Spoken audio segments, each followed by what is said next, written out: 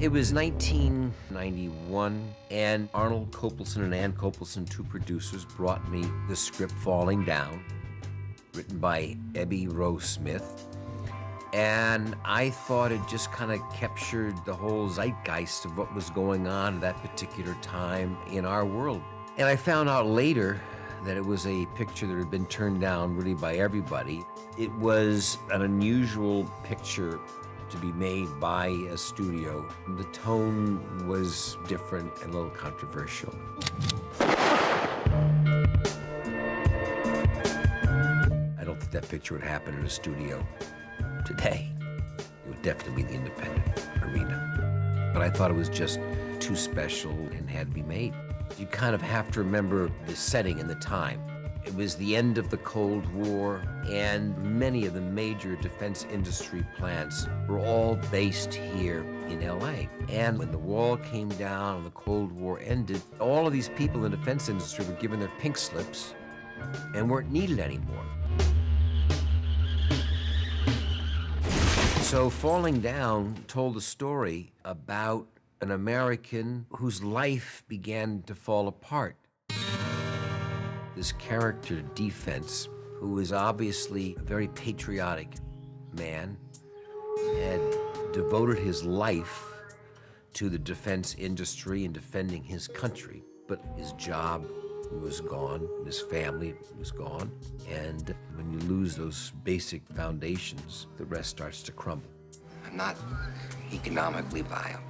He began to be alienated from the country that he loved so much, and he certainly was not politically correct, but he was saying a lot of things that some people feel, rightly or wrongly. You come to my country, you take my money, you don't even have the grace to learn how to speak my language? Didn't shy away from the amount of anger that is right under the surface in a lot of people, a lot of hostilities and a lot of resentments. Everybody's got his issues and his problems. Not many people are fully satisfied with how their lives have turned out. And you mix that in an intense urban situation where people are close together and something's gonna pop. And Defense was a guy who lost it.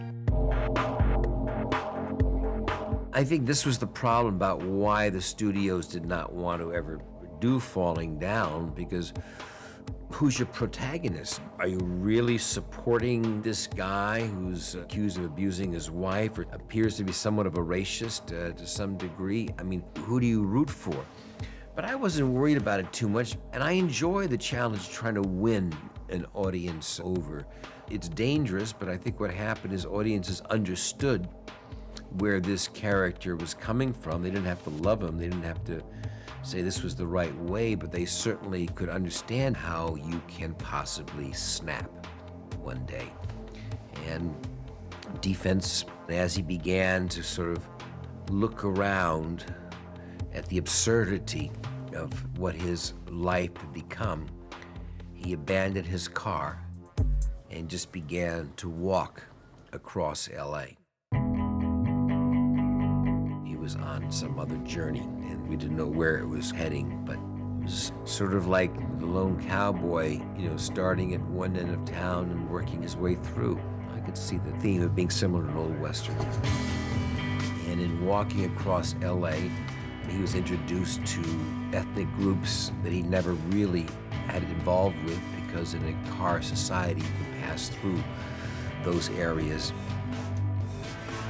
LA has been the background for so many movies, yet never that often do you really get a sense of what the culture is. Generally, you don't get to see the kind of cross-cultural section that this picture did. So I think it certainly gave you a better slice of what this city is and the mixture it's got.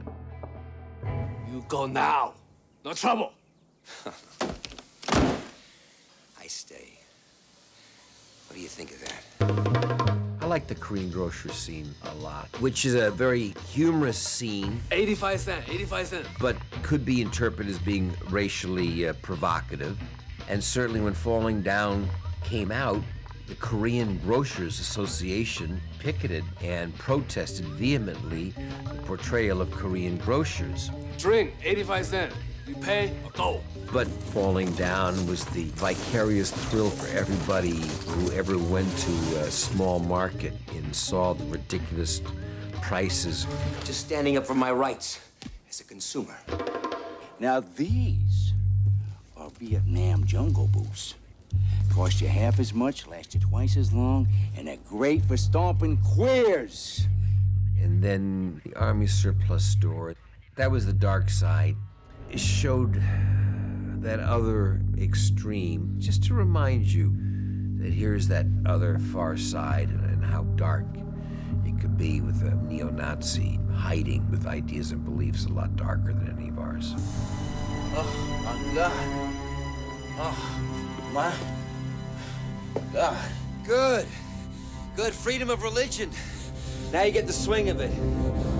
Feels good to exercise your rights, doesn't it? Ow!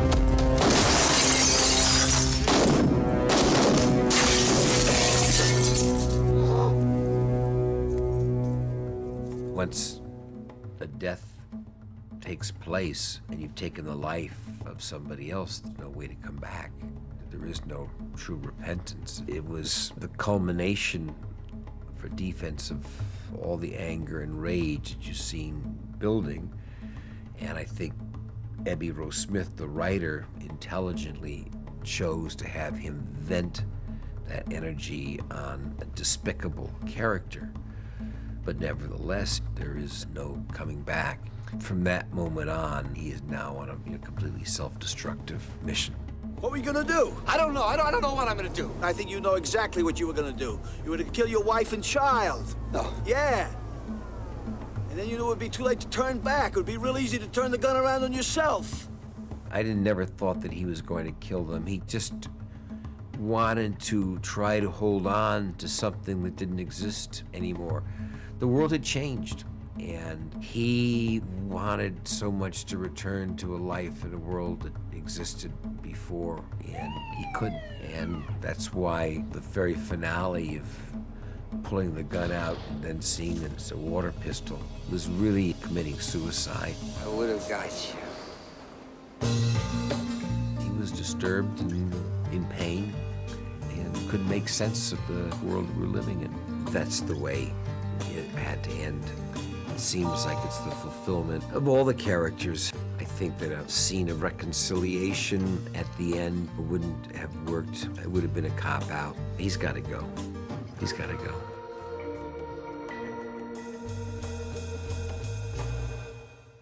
I always thought that this picture was closer to the pulse than we thought in terms of the kind of tensions that existed at that time.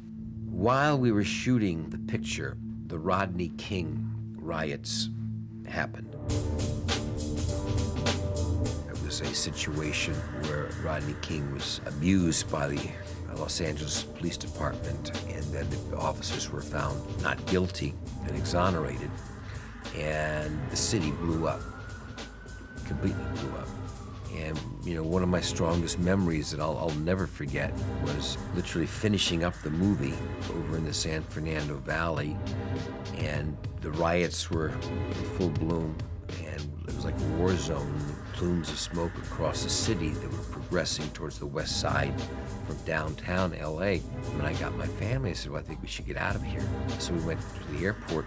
I remember driving to the airport across the mountains and looking out over the city. We saw these fires going all over and sort of shaking my head and thinking how amazingly appropriate this film was at this time.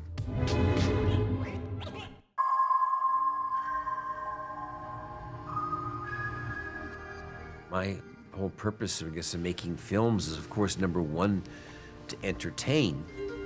But, just like a whammy burger, I'd like to think that there's a little more food for thought after you've eaten the meal.